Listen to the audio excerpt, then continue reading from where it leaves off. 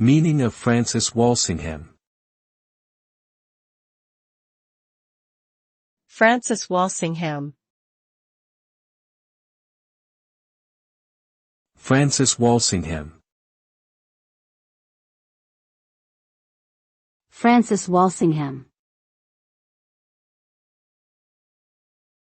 Francis Walsingham.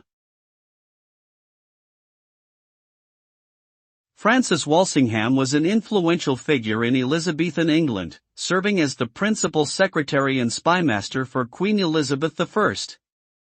He was a staunch Protestant and played a key role in uncovering plots against the Queen, including the Babington Plot, which led to the execution of Mary, Queen of Scots. Walsingham's intelligence network was extensive and included a number of spies, both at home and abroad.